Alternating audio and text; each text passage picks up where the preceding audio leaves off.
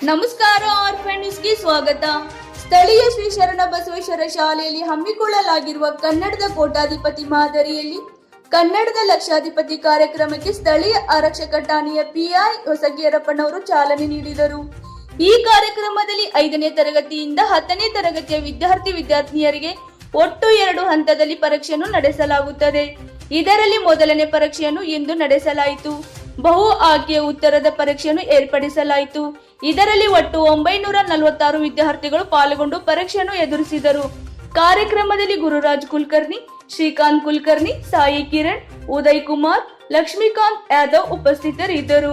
ವರದಿಗಾರರು Kiran Kumar, orphan news, links. ಆಗಿರಲಿ ಅನ್ನುವಂಥ ಉದ್ದೇಶಕ್ಕೋಸ್ಕರ ನಮಗೆ ಈ ಕ್ವಶನ್ ಪೇಪರನ್ನು ಓಪನ್ ಮಾಡಿ ಮಕ್ಕಳಿಗೆ ಒಂದು ಒಳ್ಳೆ ಅವಕಾಶ ಮಾಡಿಕೊಡ್ರಿ ಅಂತೇಳಿ ಸಾಹೇಬರಲ್ಲಿ ವಿನಂತಿ ಮಾಡ್ತಾ ಇದ್ದೀನಿ.